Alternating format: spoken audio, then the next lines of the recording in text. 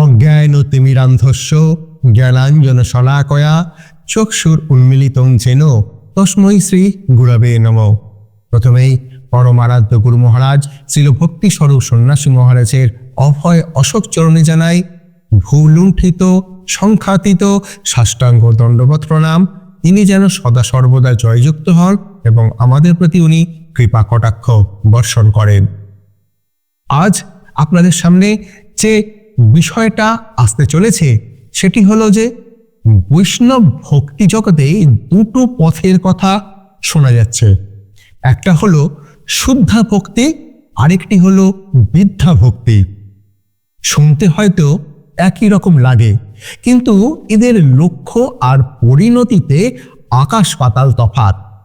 চলুন আজ শাস্ত্রের আলোকে বোঝার চেষ্টা করি যে এই দুটো পথের আসল পার্থক্যটা ঠিক কোথায়, আর কেনই বা এই বিভাজনটা এত বেশি গুরুত্বপূর্ণ। আমাদের তো প্রায় ভক্তি শব্দটা ব্যবহার করি, তাই না? কিন্তু সব ভক্তি কি আসলেই এক? ঈশ্বরের প্রতি ভালোবাসাকে কি একটাই খাতে বয়ে যাবে, নাকি এর মধ্যে এমন কিছু সূক্ষ্ম ভাগ আছে যা আমাদের আধ্যাত্মিক যাত্রার মোড়টাকে ঘুরিয়ে দিতে পারে? ঠিক এই প্রশ্নটা নিয়েই শুরু করা হোক আজকের এই অমূল্য আলোচনা। এই গভীর বিষয়টাকে সহজভাবে বুঝতে আমরা কয়েকটা পথ ধাপে ধাপে এগোবে। প্রথমে ভক্তির মূল যে ভিত্তি কি সেটা জানার চেষ্টা করব। তারপর দেখব যে শুদ্ধা ভক্তি আর বৃদ্ধা ভক্তির আসল মানেটা কি।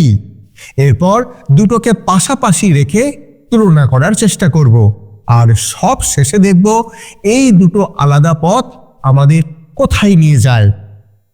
অবশ্যই তার আগে বলি, এই ভিডিওটা যারা দেখছেন অবশ্যই শেষ পর্যন্ত দেখার চেষ্টা করবেন, কারণ এই ভিডিওতে আপনারা জানতে পারবেন ভক্তি করলেই শুধু হবে না, কোন ভক্তি আপনাকে সেই অমোঘ বিভু বস্তুর দিকে নিয়ে যাবে সেটা আপনারা বুঝতে পারবেন। আর ভিডিওটা ভালো লাগলে অবশ্যই কমেন্ট, শেয়ার এবং সাবস্ক্রাইব করতে ভুলবেন না। তো চলুন, যে কোনো আলোচনার আগে তার ভিত্তিটা একটু মজবুত করে নেওয়া যাক। আর সেটা কি? সেটা হলো ভক্তি। তাহলে ভক্তি আসলে কি? বৈষ্ণব দর্শনে একেবারে গোড়ার কথা হলো এই ভক্তি। এর মানেটা কি? সোজা কথায় ঈশ্বরের সাথে একটা নিষ্কাম ভালোবাসার সম্পর্ক তৈরি করা। তবে এখানে ঈশ্বর কিন্তু কোনো নিরাকার শক্তি নন, বরং একজন অপ্রাকৃত বিভু তত্ত্ব। বিশেষ করে যেখানে শ্রীকৃষ্ণের কথা বলা হচ্ছে, যাকে ভালোবাসা যায়, যার সেবা করা যায়। আর এই যে ব্যক্তিগত একটি প্রেমময় সম্পর্ক, এটা কিন্তু সব ভক্তির মূলে হচ্ছে তিনি। বেশ, ভক্তি কি তা তো বোঝা গেল, কিন্তু আসল প্রশ্নটা হলো এই ভক্তিকে শুদ্ধা বা বিশুদ্ধ কেন বলা হচ্ছে? কি আছে এতে? চলুন এই নিঃস্বার্থ প্রেমের পথটা একটু ভেবে দেখার চেষ্টা করি। শুদ্ধা ভক্তি নামেতেই এর হচ্ছে পরিচয়। তাহলে শুদ্ধা ভক্তি জিনিসটা কি? শুদ্ধা ভক্তি হলো সেই প্রেম যেখানে কোনো কেন বা যদি থাকবে না। এর সংজ্ঞা দিতে গিয়ে শ্রীল রূপ গোস্বামী পাদ তার অমর শ্লোকে বলছেন, কোথায় বলছেন? শ্রী ভক্তি রসামৃত সিন্ধুর পূর্ব বিভাগ প্রথম লহরী, শ্লোক নাম্বার 11।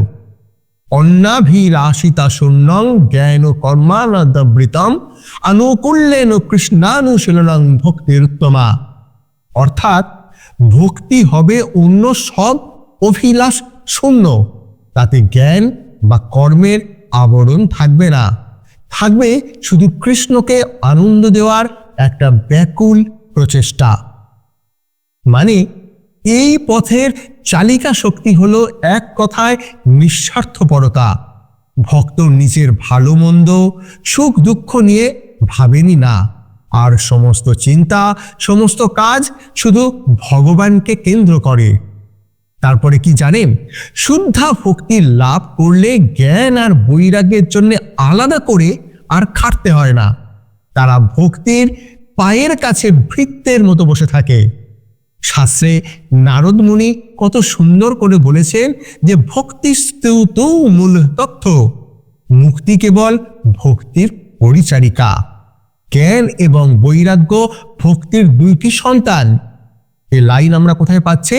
শ্রী সজ্জন তোষণী বইয়ের পৃষ্ঠা নাম্বার 3-এ। পরতত্ত্ব সীমা শ্রীকৃষ্ণ চৈতন্য গ্রন্থে একটা অসাধারণ কথা বলা আছে। বলছেন যে ঐশ্বর্য জ্ঞানে প্রীতির শিথিলতা হয়। কথাটা মানে খুব গভীর। যখন আমরা ঈশ্বরের বিশালতা, তার ক্ষমতা, তার ঐশ্বর্য নিয়ে বেশি ভাবতে থাকি, তখন তার সাথে যে একটা কাছের ভালোবাসা সম্পর্ক হয়, সেটা কিন্তু ধীরে ধীরে আলগা হয়ে যায়।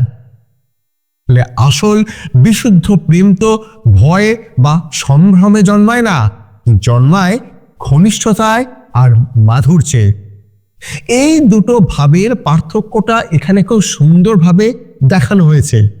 একদিকে আছে ঐশ্বর্য ভাব, যেখানে ভক্ত ঈশ্বরের বিরাটত্ব দেখে মুগ্ধ, কিন্তু একটা দূরত্ব বজায় থাকে। আর অন্যদিকে হলো মাধুর্য ভাব, যেখানে ঈশ্বরের সাথে একটা মিষ্টি, খুব কাছের, একেবারে আপনজনের মতো সম্পর্ক তৈরি হয়।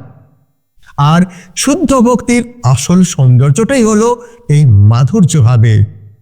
কৃষ্ণে শরণত্বই স্বরূপ লক্ষণ, আর অবশিষ্ট সবই তটস্থ লক্ষণ। সেই সব গুণে হয় বৈষ্ণবের লক্ষণ।